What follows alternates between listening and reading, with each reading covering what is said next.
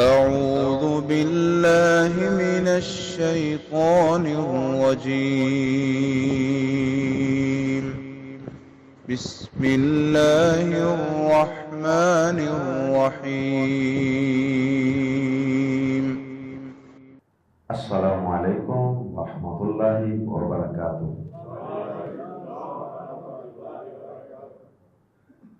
سورۃ المؤمنون آیت نمبر 68 سے 75۔ ان الحمد للہ والصلاة والسلام علی رسول اللہ اما بعد۔ اعوذ باللہ السمیع العلیم من الشیطان الرجیم من ہمزہ ونفخہ ونفثہ۔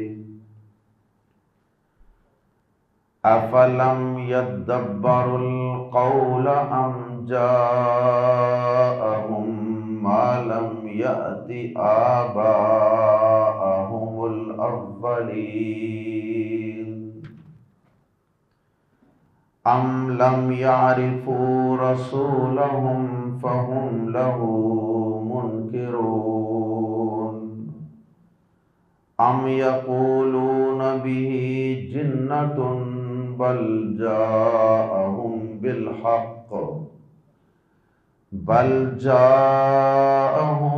بالحق وأكثرهم للحق كارهون ولو اتبع الحق أهواءهم لفسدت السماوات والأرض ومن فيهن بل أتيناهم بذكرهم فهم عن ذكرهم معرضون أم تسألهم خرجا فخراج ربك خير وهو خير الرازقين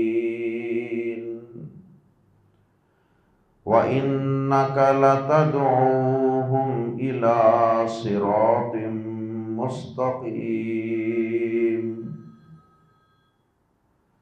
وإن الذين لا يؤمنون بالآخرة عن الصراط لناكبون ولو رحمناهم وكشفنا ما بهم من ضر للجوا في طغيانهم يعمهون۔ گزشتہ آیات میں کفار و مشرکین کی غفلت کا تذکرہ تھا، اور اس غفلت کے نتیجے میں اللہ رب العزت کی طرف سے ان کے خوشحال لوگوں پر بالخصوص آنے والے عذاب اور گرفت کا تذکرہ تھا، اور پھر ان کے تکبر کا اور ان کی بیہودہ گوئی کا تذکرہ تھا۔ آیات زیر تفسیر میں اللہ رب العزت نے ان کفار و مشرکین کے کفر اور انکار کے 5 ممکنہ اسباب کا تذکرہ فرمایا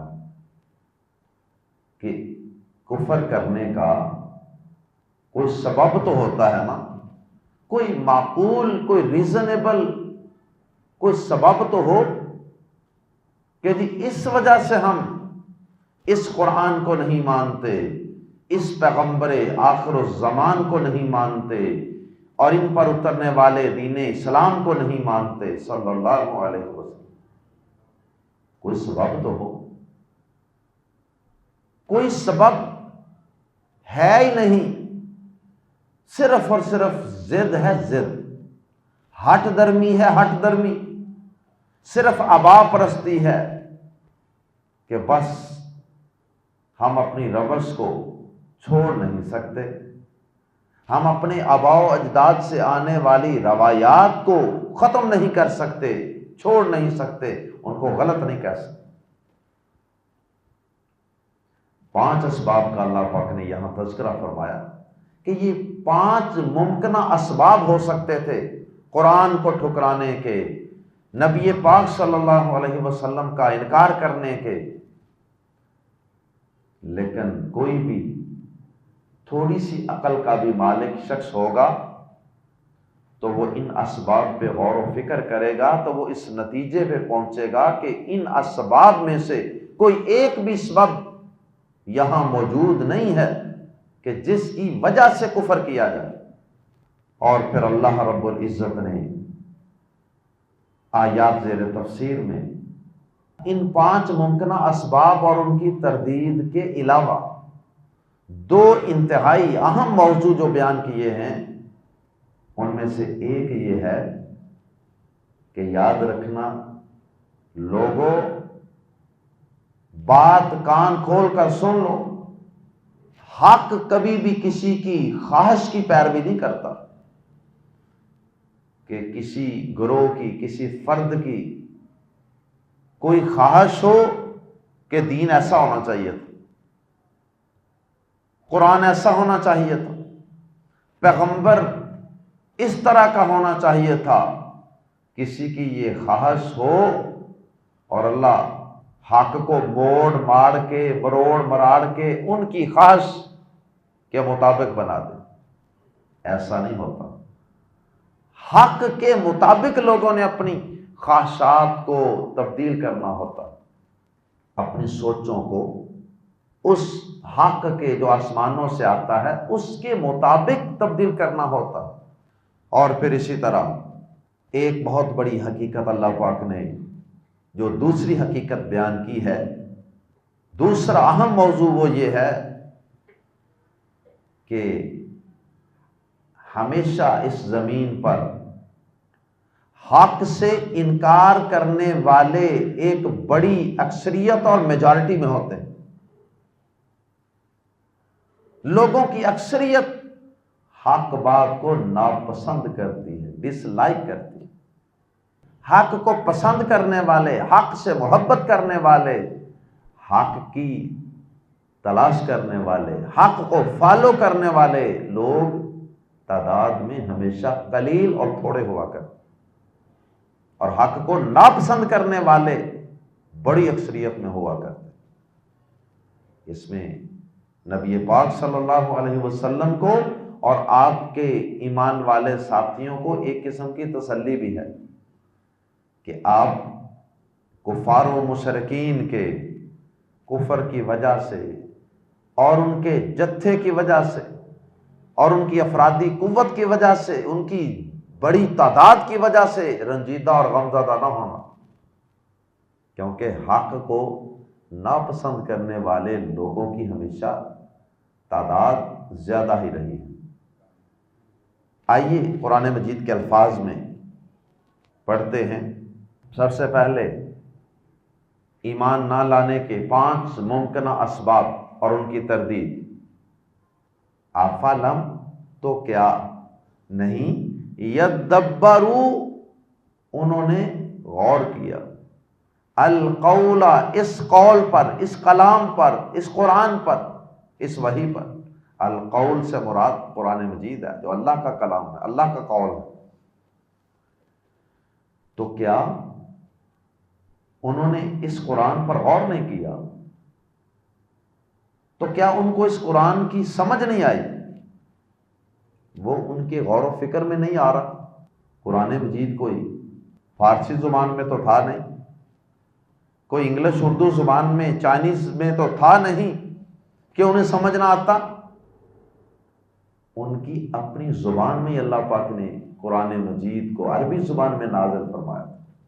ایک سبب تو یہ ہو سکتا تھا کہ جی ہم قرآن مجید کو سمجھتے ہیں، غور و فکر کی کوشش کرتے ہیں، لیکن غور و فکر ہوتا ہی نہیں، سمجھ آتی نہیں، ناقابل فہم ہے۔ یقیناً ایسا نہیں، کیونکہ قرآن مجید ان کی لساناً عربیہ، قرآن اللہ پاک نے نازل ہی اس قوم کی زبان میں کیا ہے جن پر قرآن اترا، بلکہ کوئی بھی اللہ پاک نے آسمان سے کتاب اتاری تو اس قوم کی زبان میں اتاری جن پر وہ سب سے پہلے اترا۔ تاکہ سب سے پہلے ابتدائی طور پہ وہ لوگ تو سمجھیں نا، وہ سمجھیں گے تو پھر دوسری زبانوں والوں کو بھی سمجھا سکیں گے۔ دوسرا سبب، ام یا جا آئی ہے ہم ان کے پاس، یا ان کے پاس آیا ہے، یعنی ایسا کلام آیا ہے یا ایسی بات آئی ہے، ما جو لم یاتی نہیں آئی آباءہم ان کے باپ دادا کے پاس، الاولین پہلے، یا ان کے پاس وہ چیز آ گئی ہے جو ان سے پہلے، جو 1 2 4 پشتیں پہلے جو ان کے باپ دادا تھے ان کے اندر وہ ایسی کبھی کوئی چیز آئی نہیں۔ کیا مطلب؟ کہ ان سے پہلے کیا حضرت عیسیٰ علیہ السلام، حضرت موسیٰ علیہ السلام، حضرت ابراہیم علیہ السلام، حضرت اسماعیل علیہ السلام، کیا ان سب کے دور میں اللہ کی طرف سے جبریل امین کے ذریعے وحی نہیں آتی رہی؟ آسمان سے اس طرح کا پیغام تو پہلے بھی اترتا رہا، یا تو ہونا کہ ان کی پچھلی نسلوں میں آج تک کوئی ایسی بات اتری ہی نہیں، پھر بھی کہتے کہ چلو جی کوئی انکار کی مقبول وجہ ہے جی۔ ان کے لیے یہ بڑا ایک انوکھا کام تھا کہ جی اللہ کی طرف سے ایک فرشتہ ایک پیغام لے کر آتا ہے ایک انسان پر جس کو نبی رسول کہتے ہیں۔ یہ سبب بھی نہیں۔ پہلا سبب کہ قرآن سمجھ میں نہیں آتا جی، ناقابل سمجھ کلام ہے جی، ہم اس پر کیا ایمان لائیں، وہ سبب بھی نہیں۔ دوسرا سبب کہ ان کے پاس کوئی ایسا پیغام آ گیا ہے جو اس سے پہلے کبھی آسمانوں سے آیا ہی نہیں، کوئی انوکھا پیغام، ایسی بات بھی نہیں۔ پہلے پیغمبروں کی تعلیمات بھی یہی تھیں، ان پر بھی پہلے فرشتے آتے رہے وہی لے کر، اور ان کی تعلیمات بھی یہی تھیں، اللہ ایک ہے، اس کے ساتھ کسی کو شریک نہ ٹھہراؤ، مرنے کے بعد ایک عدالت لگے گی، سچ بولا کرو، ظلم نہ کیا کرو، جھوٹ سے بچا کرو، وغیرہ وغیرہ۔ تو یہ بھی کوئی ایسا سبب نہیں ہے۔ تیسرا سبب، ام یا لم نہیں یعرفو انہوں نے پہچانا رسولہم اپنے رسول کو، فہم تو وہ لہو اس کو یا اسے منکرون اوپرا سمجھنے والے، اوپرا انوکھا، ان نون نامعلوم سمجھنے والے، کہ وہ اس کا انکار کرنے والے، یا انہوں نے اپنے رسول کو پہچانا نہیں، یعنی کوئی ایسا رسول ان کی طرف بھیج دیا گیا ہے کہ جس کو وہ پہچانتے نہیں، یار یہ بندہ پتہ نہیں کس علاقے سے اٹھ کے آ گیا اور یہ کہتا میں رسول ہوں۔ ان کو اس کے کردار کا نہیں پتا کہ یہ سچا انسان ہے، جھوٹا انسان ہے، اچھا انسان ہے، برا انسان ہے، کیسے کریکٹر کا، کیسے اخلاق کا، کیسے کردار کا مالک۔ پھر بھی بندہ چلو کہے کہ بھائی چلو انکار کرنے کا کوئی سبب تو ہے نہیں، یہ سبب بھی کوئی نہیں۔ کیا پیارے نبی صلی اللہ علیہ وسلم کو وہ جانتے نہیں؟ کیا پیارے نبی صلی اللہ علیہ وسلم ان کے لیے کوئی اوپرے تھے، کوئی اجنبی تھے؟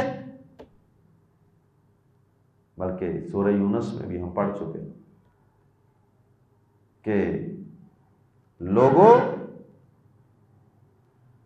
میں نے تمہارے اندر ایک عمر گزاری ہے، لبثت فیکم عمرا، یہ اکثر رسول کہا کرتے تھے کہ لوگوں میں نے تمہارے اندر عمر کا ایک بڑا حصہ گزارا ہوا ہے۔ اور پیارے نبی صلی اللہ علیہ وسلم انہی لوگوں کے اندر پیدا ہوئے تھے، مکہ مکرمہ میں ہی، ادھر ہی جوان ہوئے، سارا آپ کا کردار، آپ کی ساری زندگی ان کے سامنے کھلی ہوئی کتاب کی طرح تھی، اور انہوں نے آپ کو صادق اور امین کا لقب بھی دیا۔ تو جب وہ آپ کو اچھی طرح جانتے پہچانتے ہیں، آپ کا حسب نسب جانتے ہیں، ان کے باپ کا کیا نام ہے، دادا کا کیا نام ہے، قبیلہ کون سا ہے، کردار کیسا ہے، تو پھر آپ ان کے لیے اجنبی بھی نہیں ہیں۔ تو انکار کرنے کا یہ سبب بھی موجود نہیں ہے۔ جس بندے کا کردار اتنا اجلا صاف شفاف انسان کے سامنے ہو، اس پر ایمان لانا تو آسان ہے، اس پر تو فوراً ایمان لانا چاہیے، لیکن اس کے باوجود بھی یہ ایمان نہیں لا رہے۔ یہ تیسرا سبب اور تیسری وجہ بھی موجود نہیں ہے، یہ اس رسول کے ساتھ مانوس ہیں، بلکہ سورۃ البقرہ میں ہم پڑھ چکے ہیں، یعرفونہ کما یعرفون ابناءہم، یہ اس رسول کو اس طرح جانتے ہیں جس طرح اپنے بیٹوں کو جانتے ہیں، یعنی جس طرح کوئی انسان اپنے بیٹے کو، اولاد کو نہیں نہ بھول سکتا، غلطی نہیں لگ سکتی، یہ اس حد تک جانتے پہچانتے ہیں۔ ام یقولون، چوتھا سبب، ام یا یقولون، وہ کہتے ہیں، بھی اس کے ساتھ یا اس کو، جنتن، جنون ہے، نعوذ باللہ من ذالک، جنون کا مطلب پاگل پن، یا وہ یہ سمجھتے ہیں یا وہ یہ کہتے ہیں کہ یہ جو رسول ہماری طرف آیا ہے نا، یہ نعوذ باللہ دیوانہ یا پاگل ہے۔ کیا ان میں سے کوئی بھی صاحب عقل شخص جو تھوڑی سی بھی سمجھ کا مالک ہے، کیا وہ یہ دعویٰ کر سکتا ہے، حقیقت میں وہ یہ دعویٰ کر سکتا ہے کہ آپ کی باتیں کسی دیوانے یا پاگل یا مجنون کی باتیں ہیں؟ جو شخص اتنا فہم و فراست والا ہو، اتنی دانائی والا ہو، جو لوگوں کی امانتیں رکھنے والا ہو، جو لوگوں کے کام آنے والا ہو، بیواؤں کے، بے بسوں، بے کسوں کے کام آنے والا ہو، مہمان نواز ہو، وہ شخص بلا دیوانہ ہو سکتا؟ اور جس شخص نے نبوت و رسالت سے قبل جب انہوں نے بیت اللہ کو تعمیر کیا تھا تو حجر اسود کو نصب کرنے کا موقع آیا تھا تو یہ سب قبیلے آپس میں لڑنے کے لیے تیار ہو گئے تھے۔ اس وقت ان کے جھگڑے کا فیصلہ کس شخص نے کیا تھا؟ پیارے نبی صلی اللہ علیہ وسلم۔ ایک بڑی سی چادر لے لو، اس میں رکھ لو، سارے اس چادر کو پکڑ لو، اللہ اکبر۔ تو کیا ایسا ایک فہم و فراست والا اور سمجھ بوجھ والا انسان، ایسے اجلے کردار والا شخص، کیا اس کو کوئی صاحب عقل شخص دیوانہ، مجنون، پاگل کہہ سکتا ہے؟ قطعاً نہیں۔ اگر یہ تعصب سے خالی ہو کر سوچیں گے، تنہائی میں بیٹھ کر سوچیں گے، تو یقیناً ان کے دل گواہی دیں گے کہ وہ شخص ایسا بھی نہیں۔ اگر یہ ان کو کہہ دیتے ہیں تو وہ مخالفت برائے مخالفت، ضد برائے ضد، بس اپنی عوام کو ان کی طرف جانے سے روکنے کے لیے وہ ایسے الزام لگاتے ہیں تاکہ ہماری عوام کہیں آپ کی باتوں میں نہ آ جائے، آپ پر ایمان نہ لے آئے۔ تو یہ سبب بھی نہیں ہے۔ اللہ اکبر۔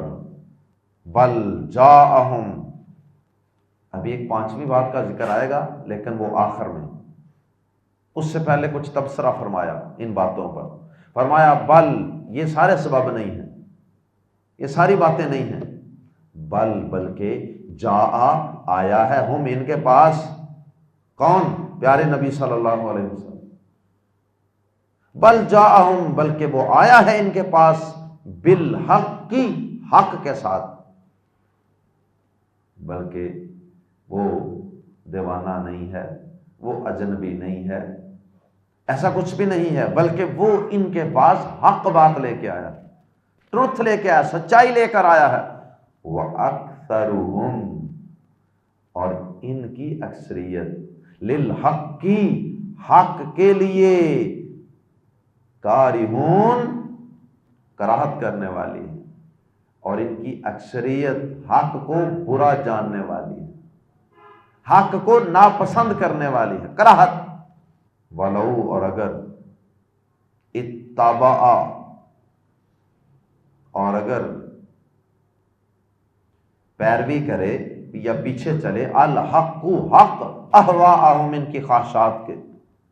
ایک سبب یہ بھی ہے نا کہ یہ سوچتے ہوں گے کہ جو ہم سوچتے ہیں نا ویسا ہی حق ہو، ویسے ہی وہی آ جائے تو پھر ٹھیک ہے۔ مثلا ہم بتوں کو پوچھتے ہیں تو اللہ تعالیٰ بھی قرآن سے یہ حکم نازل کر دے کہ ٹھیک ہے بتوں کو پوجو، یہ ثواب کا کام ہے۔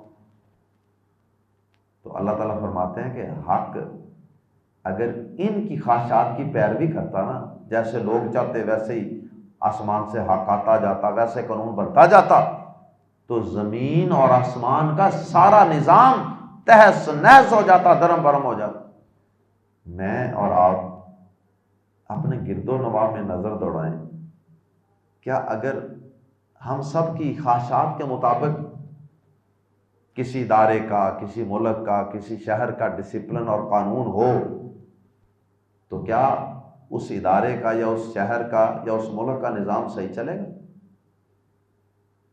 کسی قریبی چوک میں چلے جائیں اور وہاں گاڑیوں میں، موٹر سائیکلوں میں بیٹھے ہوئے، رکشوں میں بیٹھے ہوئے جو لوگ ہیں، ان کا اس چوک کے اندر رویہ دیکھیں ذرا۔ ہر ایک کیا چاہتا ہے؟ ہر شخص یہ چاہتا ہے کہ بس میں گزر جاؤں، باقی سارے لوگ رک جائیں۔ تو اس کا نتیجہ صحیح نکلتا ہے۔ اگر جو وہاں کھڑا وارڈن ہوتا ہے اگر اس کی بات نہ مانیں گے، باری باری سے نہیں گزریں گے، یا جو وہاں سگنل لگے ہوئے ہیں ان کو فالو نہیں کریں گے بلکہ اپنی اپنی خواہش کے مطابق چلنا چاہیں گے، تو کیا اس چوک کے اندر فساد، خرابی، تباہی نہیں ہو جاتی؟ ٹریفک کئی گھنٹے جام نہیں ہو جاتی کئی چوکوں چوراہوں میں؟ صرف اس لیے کہ ہر شخص اپنی خواہش پوری کرنا چاہتا، اپنی مرضی کرنا چاہتا۔ تو جو قانون ہوتا ہے وہ کسی کی خواہش کے پیچھے نہیں چلتا، قانون تو اپنے پیچھے لوگوں کو چلاتا ہے۔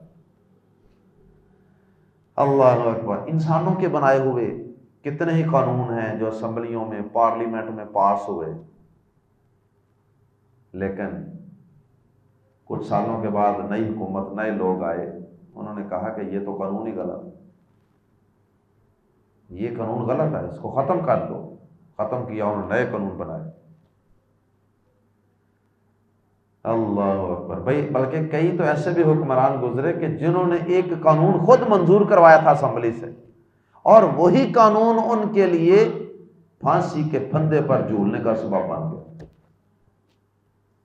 انسان تو اتنا کم علم ہے، اس لیے حق انسانوں کی خواہشات کی پیروی نہیں کر سکتا۔ اگر ان کی خواہشات کی پیروی کی جاتی، زمین و آسمان کا نظام درہم برہم ہو جاتا، بگڑ جاتا، خرابی ہو جاتی۔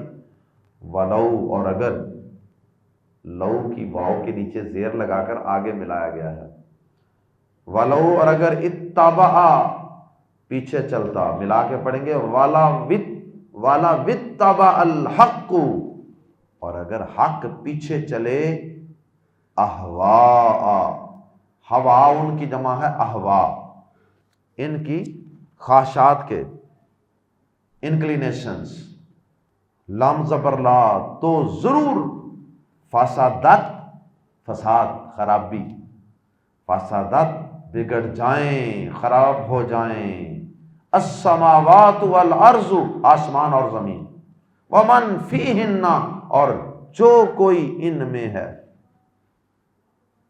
سارے نظام بگڑ جاتے اگر حق ان کی پیروی کرتا۔ اور ویسے بھی دیکھیں، خواہشات تو سارے لوگوں کے الگ الگ ہوتی ہیں۔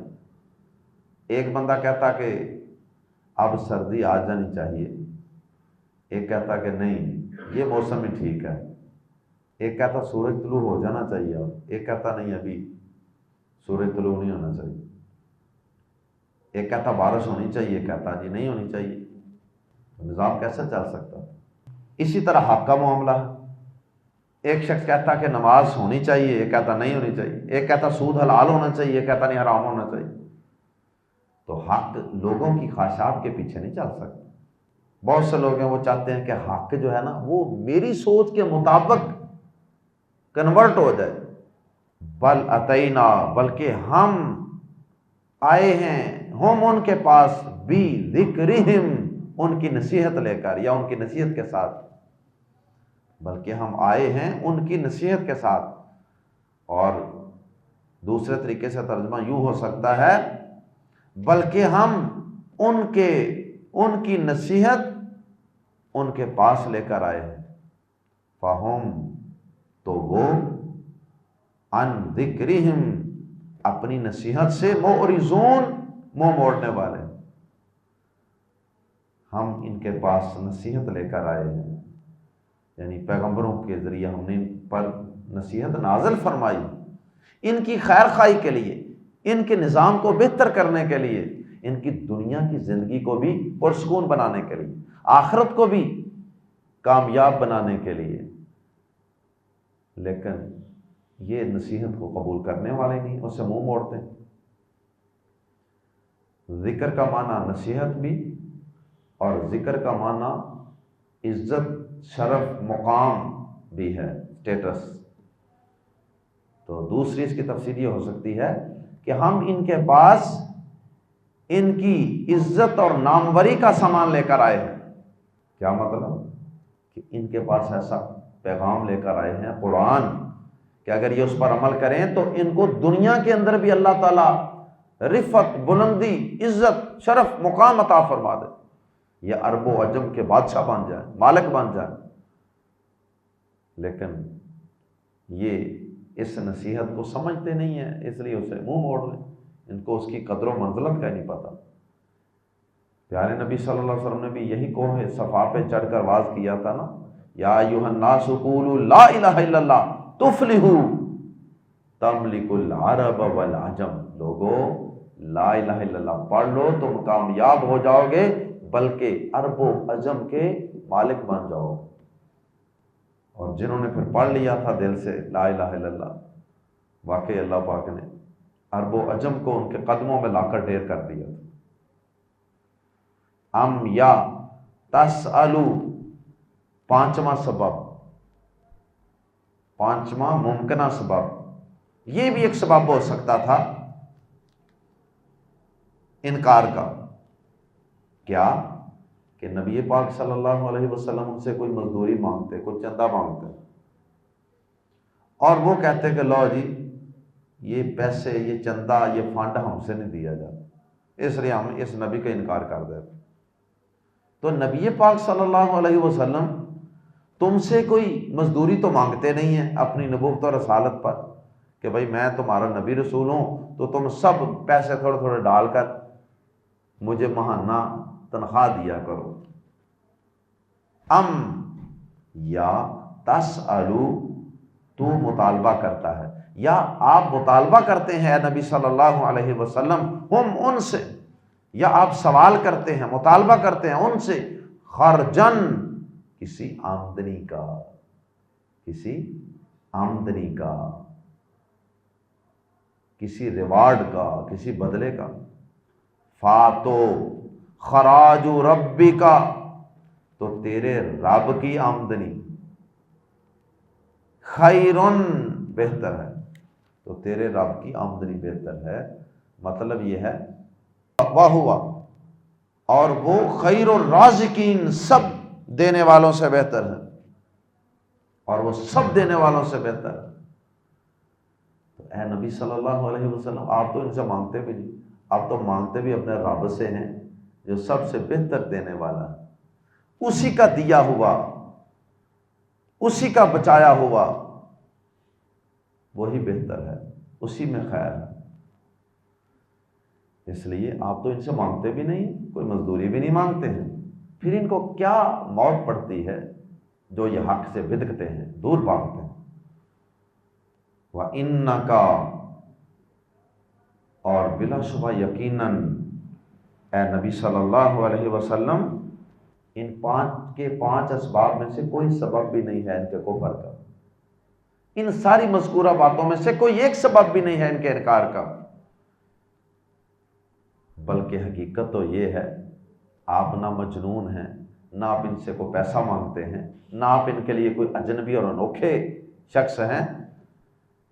وَإِنَّكَ، اور بلا شبہ آپ، لام زبر لا، یقیناً، تدعو بلاتے ہیں، ہم انہیں الی صراط مستقیم سیدھے راستے کی طرف، بلکہ آپ تو انہیں سیدھے راستے کی طرف بلاتے ہیں، ایک صحیح راستے کی طرف بلاتے ہیں۔ اور سیدھے راستے سے انکار کوئی الٹی سمجھ والا شخص ہی کر سکتا ہے۔ وَإِنَّ الَّذِينَ اور بے شک وہ لوگ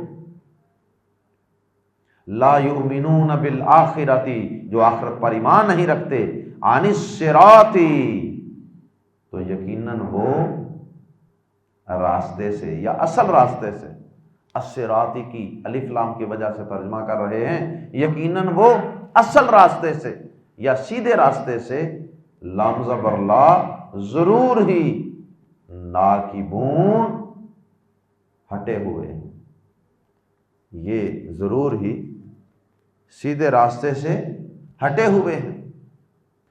اللہ اکبر، ناکبون ہٹنے والے،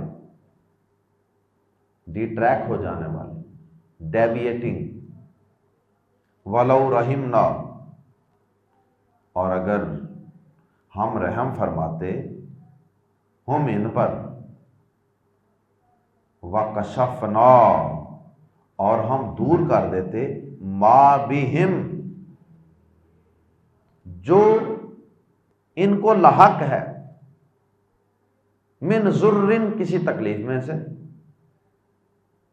اور اگر ہم بالفرض ان پر رحم کرتے، رحم کرتے ہوئے ہم ان سے دور کر دیتے، ریموو کر دیتے، کشفنا ما بہم جو ان کو لگی ہوئی ہے، من ضرٍ تکلیف، جو ان کو لاحق ہے تکلیف، عذاب، گرفت، تکلیف، للجو لام زبر لا تو ضرور یقیناً، لجو وہ اصرار کریں گے، وہ اڑ جائیں گے، فی طغیانہم اپنی سرکشی میں، یا امہون اس حال میں کہ وہ بھٹک رہے ہوں گے۔ اگر ہم ان پر رحم کرتے ہوئے اس عذاب اور گرفت کو، حالانکہ ہم نے تو بڑی لمبی مہلتیں دینے کے بعد ان کی گرفت کی ہے، لیکن اگر اب بھی ہم ایک دفعہ پھر ان پر رحم کر کے اس آئی ہوئی مصیبت، تکلیف، گرفت کو ان سے ٹال بھی دینا، تو سچی بات یہ ہے کہ یہ ایسے ضدی اور ہٹ درم لوگ ہیں نا، یہ حق سے ایسے نفرت کرنے والے، بدکنے والے لوگ ہیں کہ یہ پھر بھی اس باطل پر اور اس گمراہی پر یہ پھر دوبارہ اڑے رہیں گے۔ یہ تو نہیں کہ عذاب اگر ہم ان سے ہٹا دیں گے، مصیبت دور کر دیں گے تو یہ بندے کا پتر بن جائیں گے، ایسا نہیں۔ اگر بات سمجھ نہ آئے تو ایک مثال دے دوں۔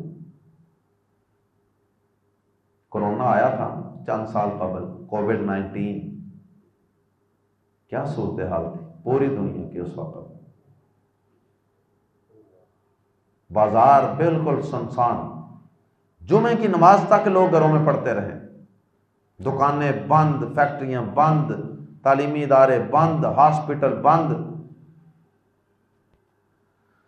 اللہ اکبر، کیا وہ کووڈ دور ہونے کے بعد مشکل ٹل گئی نا پھر کچھ وقت کے بعد؟ کیا اس کے بعد لوگوں میں کوئی تبدیلی دیکھی آپ نے؟ جو کووڈ-19 سے پہلے سود کھاتا تھا وہ آج بھی سود کھا رہا ہے۔ کووڈ-19 سے پہلے جو بے نماز تھا آج بھی پکا بے نماز ہے۔ جو کووڈ-19 سے پہلے عورت بے پردہ تھی آج بھی بے پردہ ہے۔ جو کووڈ-19 سے پہلے اللہ کے نبیوں کی مخالفت میں داڑھی منڈواتا تھا آج بھی منڈوا رہا ہے۔ جو گانے سنتا تھا نوجوان آج بھی گانے سن رہا، کوئی تبدیلی نہیں۔ اللہ فرماتے ہیں وَلَوْ رَحِمْنَاهُمْ وَكَشَفْنَا مَا بِهِمْ مِنْ ضُرٍّ اور اگر ہم ان پر رحم کریں اور انہیں جو بھی تکلیف لاحق ہے اسے دور کر دیں، لَلَجُّ لفظ اللہ ضرور، لجو وہ اڑے رہیں گے، وہ اصرار کریں گے، فی طغیانہم، اپنی سرکشی میں، یعمہون، وہ بھٹک رہے ہوں گے، اس حال میں کہ وہ بھٹک رہے ہوں گے۔ اللہ ہم سب کو حق بات کو قبول کرنے کی توفیق عطا فرمائے۔ اللہ ہمیں قرآن مجید پر اور پیارے نبی صلی اللہ علیہ وسلم کی ذات گرامی پر، آپ کی تعلیمات پر دل و جان سے ایمان لانے اور اس کے مطابق اپنے آپ کو تبدیل کرنے کی، اپنے آپ کو اس رنگ میں ڈالنے کی، رنگنے کی اللہ ہمیں توفیق عطا فرمائے، اور کفار و مشرکین کی اور ان ضدی لوگوں کی طرح اللہ ہمیں ہر قسم کی ہٹ درمی سے محفوظ فرمائے۔ سبحانک اللہم و بحمدک، اشہد ان لا الہ الا انت، استغفرک و اتوب الیک۔